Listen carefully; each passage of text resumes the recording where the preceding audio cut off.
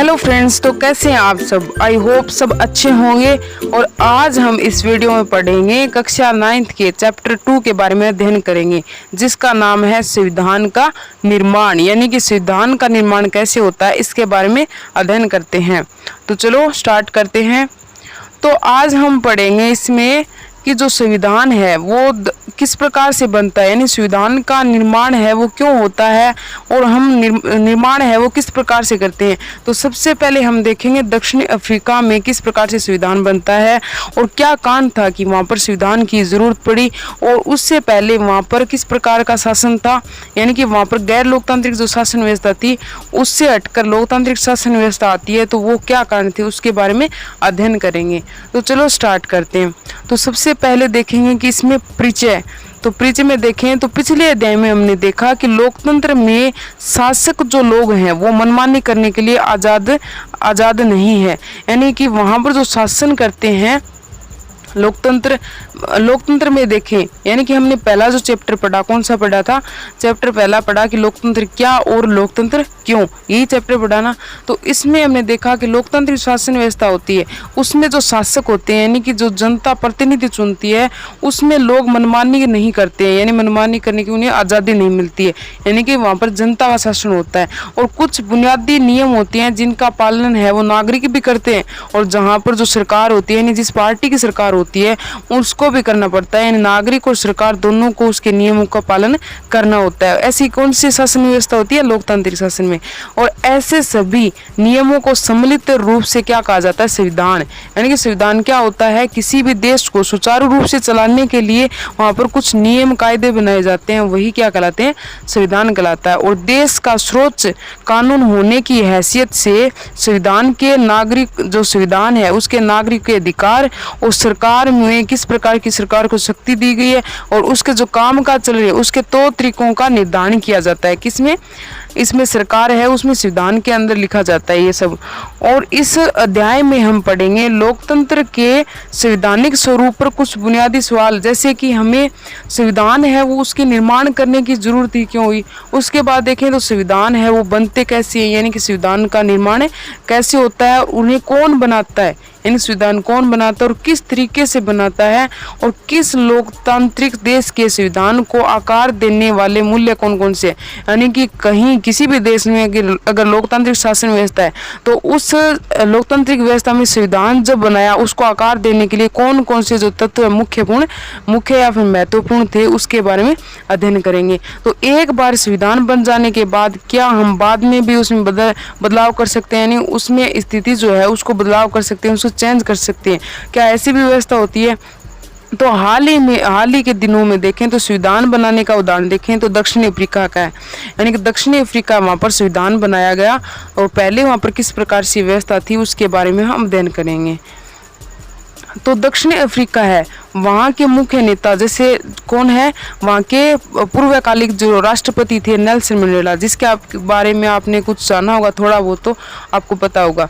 तो इसके बारे में अध्ययन करेंगे, इनका बहुत महत्वपूर्ण योगदान होता है इसमें, यहाँ पर लोकतांत्रिक संविधान बनाने में। ठीक है, तो देखते हैं कि दक्षिण अफ्रीका में लोकतांत्रिक संविधान कैसे बनता है। तो जो नेल्सन मंडेला है वो अपने विचार बताते हैं कि मैंने गोरों के प्रभुत्व के खिलाफ संघर्ष किया है और मैंने ही अश्वेतों के प्रभुत्व का विरोध किया है, और मैंने एक ऐसे लोकतांत्रिक स्वतंत्र समाज की कामना की है जिसमें सभी लोग पूरे मेल जोल के साथ रहें, सबको समान अवसर मिले, और मैं इस आदर्श के लिए जीवित रहना इसे पाना चाहता हूँ। अगर जरूरत पड़ी तो इस आदर्श के लिए मैं जान भी देने को तैयार हूँ। यानी कि नेल्सन मंडेला अपने विचार व्यक्त कर रहे हैं, क्या कर रहे हैं कि उस में दक्षिण अफ्रीका में गोरों का शासन था, यानी यूरोप से जो लोग आए थे, गोरे आए थे, उनका वहां पर क्या था, शासन था।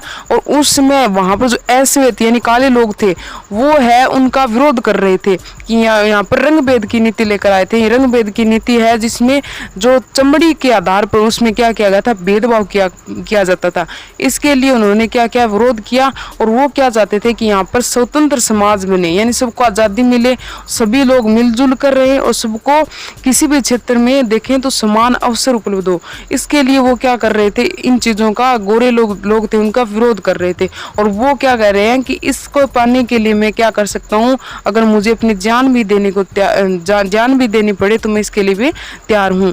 तो नेल्सन मंडेला का यह कथन था, जिन पर दक्षिणी अफ्रीका वहाँ के गोरी जो सरकार थे, यानी गोरे लोग जो शासन कर रहे थे, उन्होंने इस पर क्या कर दिया, उन्होंने जब अपने विचार व्यक्त किए तो वहाँ पर जो गोरे लोगों का शासन था उन्होंने इसे क्या बताया, देशद्रोह बताया और देशद्रोह का मुकदमा चला दिया। किस पर?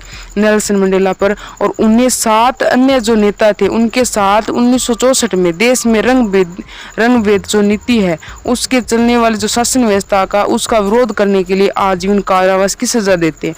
कौन? दक्षिण अफ्रीका में गोरे लोगों का शासन था और वो लोग है वो नेल्सन मंडेला को कहते हैं कि ये देशद्रोह का काम किया उन्होंने, और इसलिए वो 7 अन्य नेताओं के साथ नेल्सन मंडेला को 1964 में रंग भेद से चलने वाली जो शासन व्यवस्था का विरोध किया, इसके लिए आजीवन कारावास की सजा दे देते हैं और जेल में डाल देते हैं। और कौन सी जेल होती है वो जेल होती है रोबेन द्वीप में।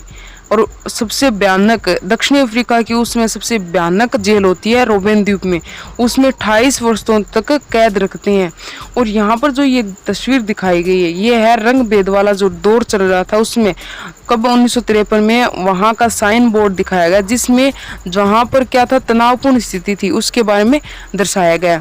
उसके बाद देखें तो रंग भेद के खिलाफ संघर्ष, यानी उस समय जो रंग भेद की नीति चल रही थी उसके खिलाफ किस प्रकार से जनता संघर्ष करती है और नेल्सन मंडेला को उसमें क्या योगदान था, इसके बारे में अध्ययन करेंगे। तो रंग भेद नस्ली भेदभाव पर आधारित यह वह व्यवस्था है, उस व्यवस्था का नाम है जो दक्षिण अफ्रीका में विशिष्ट तौर पर चलाई गई है। दक्षिणी अफ्रीका पर यह जो व्यवस्था है यूरोप के गोरे लोगों ने ला दी है, यानी कि यूरोप के जो गोरे लोग हैं वो दक्षिण अफ्रीका में आते हैं, वहाँ पर शासन करते हैं।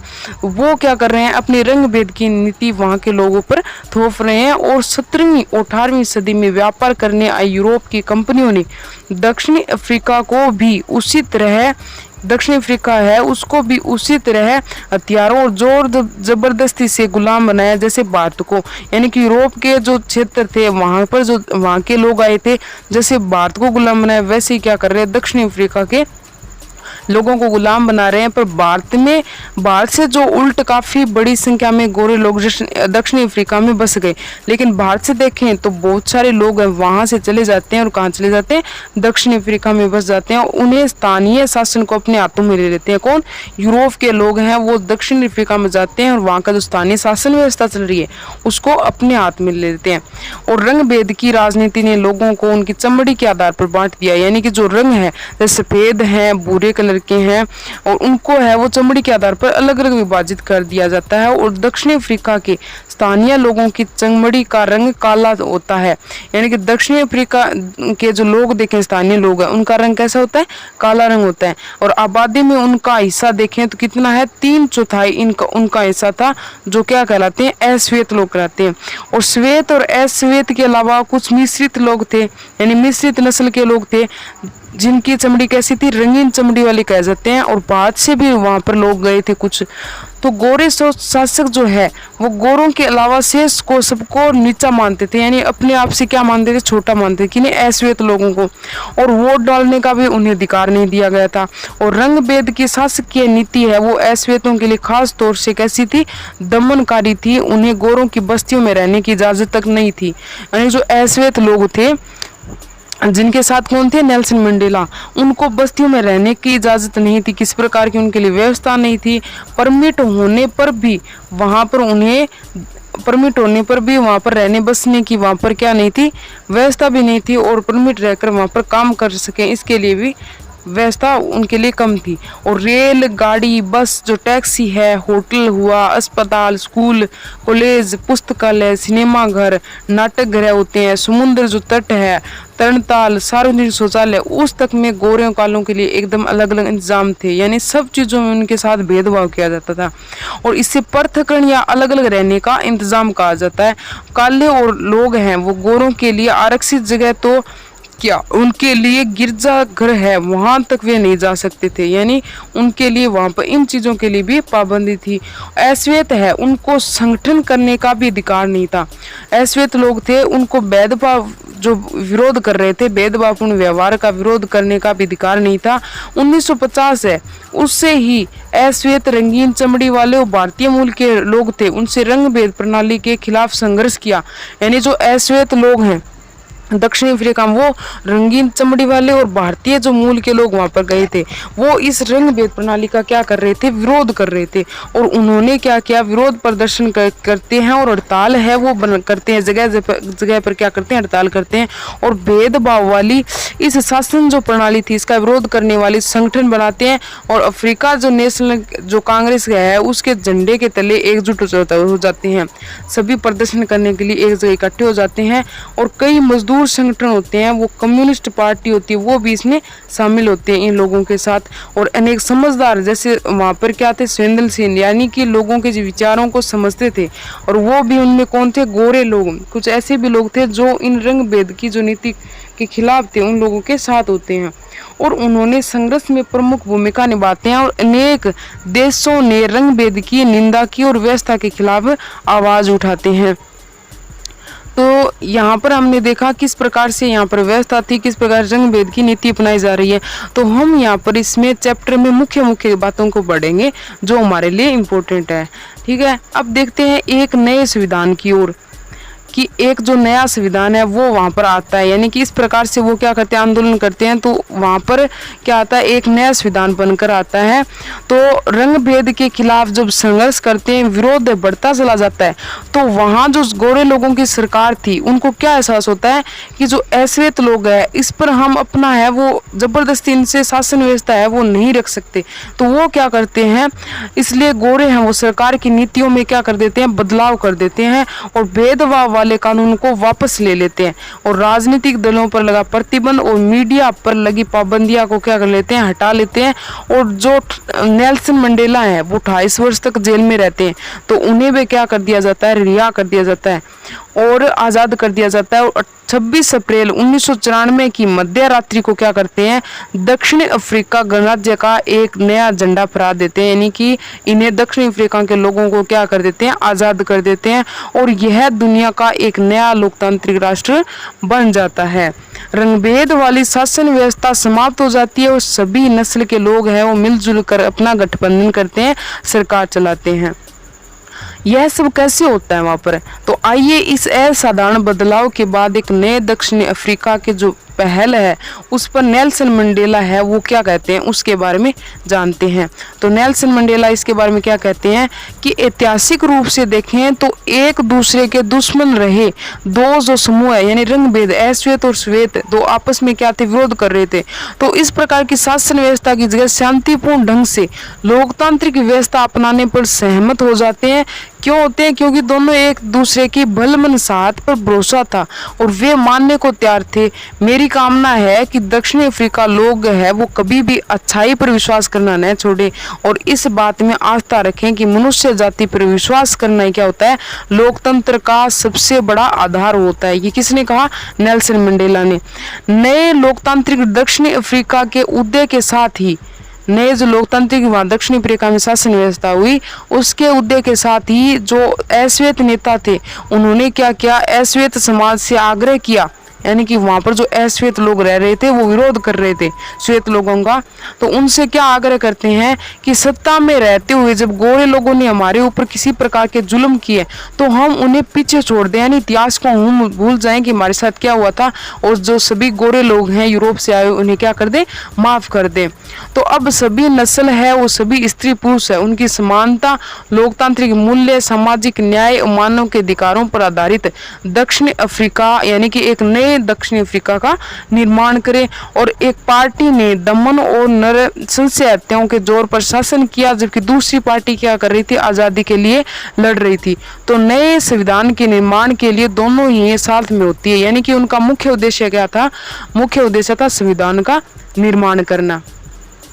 2 वर्ष की चर्चा और बहस के बाद, यानी कि 2 वर्ष तक क्या होती है उसमें लोकतांत्रिक शासन व्यवस्था के लिए वहाँ पर चर्चा होती है, और 2 वर्ष की बहस के बाद उन्होंने संविधान बनाया, और एक अच्छा संविधान दुनिया में कभी नहीं बना, यानी कि ऐसा संविधान बनाया कि दुनिया में इस प्रकार का संविधान कहीं नहीं देखने को मिला।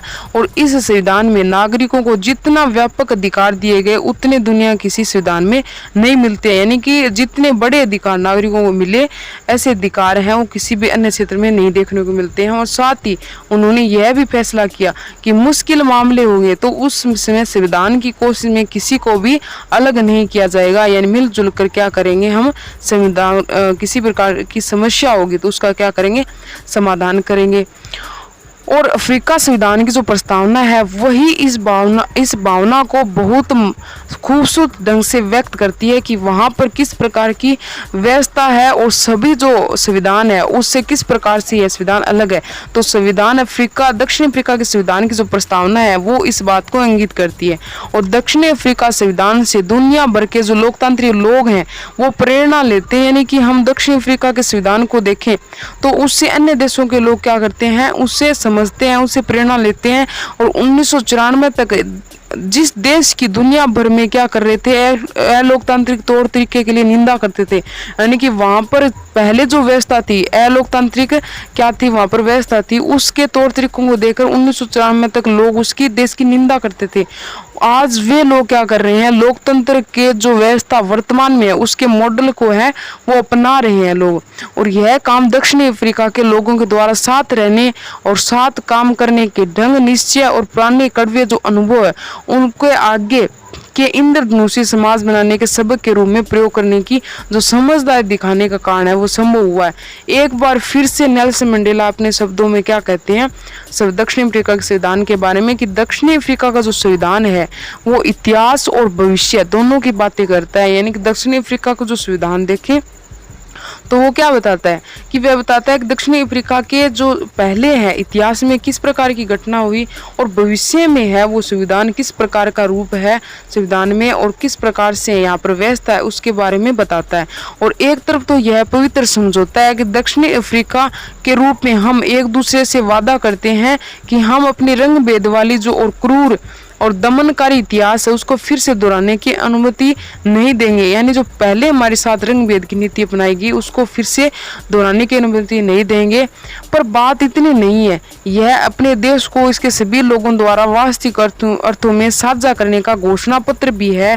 श्वेत और अश्वेत, स्त्री और पुरुष, यह देश पूर्ण रूप से हम सभी का, यानी कि यह जो देश है दक्षिण अफ्रीका वहाँ पर स्त्री पुरुष के लिए, चाहे देखे श्वेत के लिए और अश्वेत के लिए, यानी कि सभी के लिए क्या है देश पूर्ण रूप से सभी के लिए समान है, यानी मिलजुल कर हम क्या करेंगे आगे बढ़ेंगे।